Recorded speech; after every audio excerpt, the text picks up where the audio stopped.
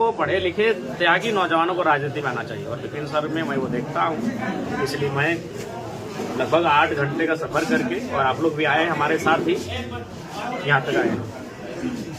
Vipin sir, last संदेश।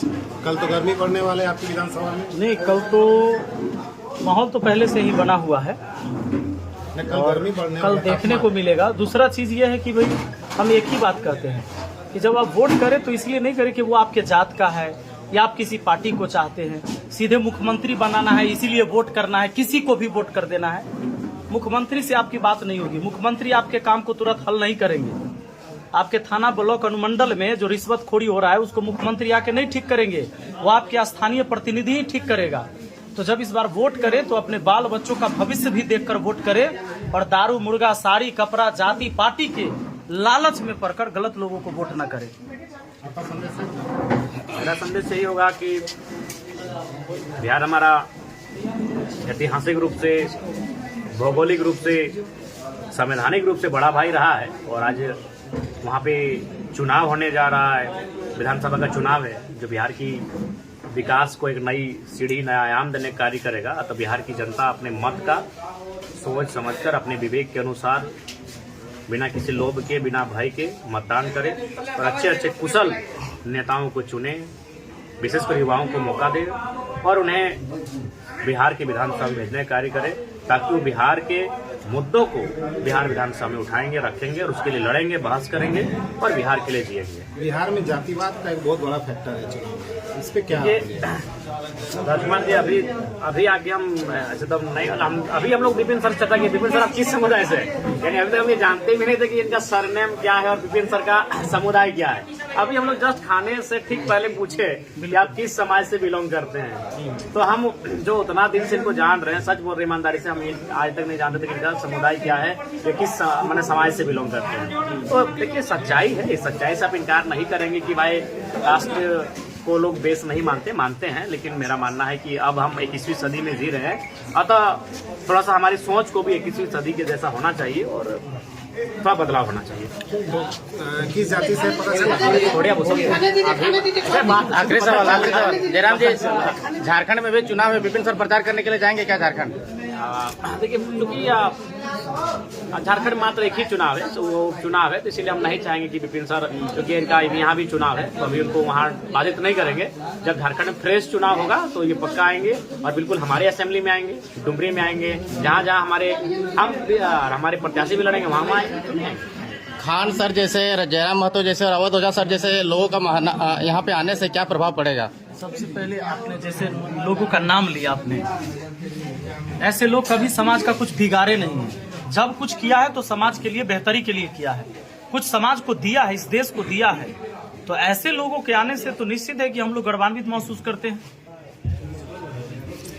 जातीय समीकरण कैसा चल रहा है इस विधानसभा के लिए? क्योंकि शिक्षक रहे हैं, सब जाति के बच्चा को पढ़ाया, एक ही बात पढ़ाया है। तो हमारा लिए कोनो जाति पार्टी कोनो मैटर नहीं करता है, हमारा सब जाति के लोग हमारा साथ है। कल ही आपके यहाँ मोकामा में गोली चला है, उस पर क्या बोलिएगा? गोली चलना अच्छा बात थोड़े है, इस पर क्या बोलेंगे? सब तो सिंपल बात है। कोनो बोलेगा जब गोली चला है गलत बात है, किसी की हत्या हो गई गलत बात है, बिल्कुल नहीं होना चाहिए, गलत है। और जो दोषी है उसको कड़ी से कड़ी सजा मिलना चाहिए। खड़े होंगे मतलब ये गलत संदेश है, उसको अन्य बिल्कुल अगर बिहार जैसा हमारा झारखंड सुंदर है, बिहार सुंदर है, जैसे हमारे झारखंड के लोग हमारे लिए प्रिय है, बिहार के लोग हमारे लिए प्रिय है। ये मतभेद कब बनता है?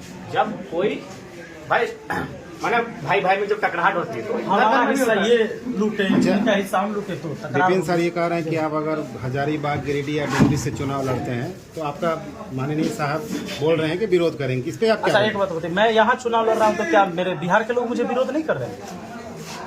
एक सिंपल सा बात है कि जब मैं बिहार में ही चुनाव लड़ रहा हूँ तो बिहार के लोग थोड़े ना मेरा सब सपोर्ट करेंगे, यहाँ भी विरोध करेंगे। ये जो और बोले नहीं, मैं इनका जो ताते पर क्या है वो समझिए। हम कह रहे हैं कि जब इनका हक मैं मारने जाऊं तो ये मेरा क्यों नहीं विरोध करेंगे?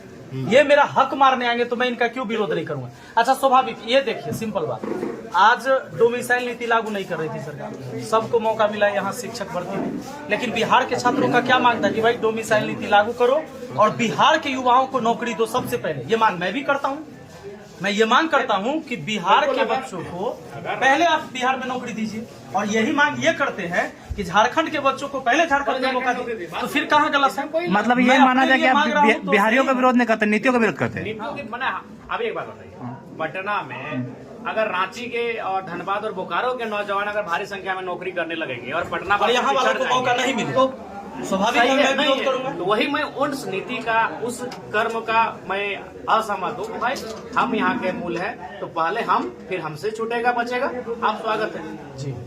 और बाकी हमने कल भी कहा है कि यह बिहार हमारा बड़ा भाई है। विपिन जी हमारे रांची गए, हमने इनका आवभगत किया, इनका मान सम्मान किया, इनको भोजन कराया। आज हम बिहार में हैं, विपिन जी हमारा आवभगत कर रहे हैं। तो ये संबंध अलग है, राजनीतिक संबंध अलग है। जो हमारा राइट्स है, जो हमारी नियुक्तियां हैं, जो हमारे वो चीजें अलग है। विचारित लड़ाई है ये, राजनीति एक विचार की लड़ाई होती है। और जो हम लोगों के विचार से कनेक्ट है कि भाई हम लोग चाहते हैं कि भ्रष्टाचारियों को खदेड़ कर भगाना है, वो किसी भी दफ्तर में है, उनको सबक सिखाना है। माने इनका विरोध सर माने राजनीतिक दल के लोग बिल्कुल, और कौन करेंगे? इनका बढ़ते वहाँ की क्यों करेंगे? ये तो हक की बात करते हैं, गरीबों, दलित, पिछड़े, इनके हक की बात करते हैं, जिनको आज तक सताया जा रहा है उनकी बात करते हैं ये। तो बाकी लोग इनका क्यों विरोध करेंगे? वो विरोध करेंगे जिनको लगता है कि भाई इसके आने से अब तक हम जो गड़बड़ कर रहे थे वो गड़बड़ नहीं कर पाएंगे, वैसे लोग तो विरोध करेंगे जयराम जी का। कर भी रहे होगा वो। फिलहाल हम लोग को ये तय करना है, विपिन भाई भारी मतों से महानार को जीतते हैं। आपके माध्यम से महानार की जनता को हमारा संदेश होगा कि एक पढ़ा लिखा नौजवान जो बच्चों को मैथ्स पढ़ाता था, उनकी बौद्धिक ज्ञान का वर्धन करता था, उस दिशा में उनको आगे ले जाता था, अग्रसारित कर रहा था, वो नौजवान अगर राजनीति में आया है, वैसे पढ़े लिखे नौजवानों को राजनीति में अवसर देना चाहिए। अब आप मेरा ही उदाहरण लीजिए, हमारे 81 विधायकों में आज राज्य में अगर चर्चा आता तो एक नौजवान का चर्चा आता जयराम माथुर।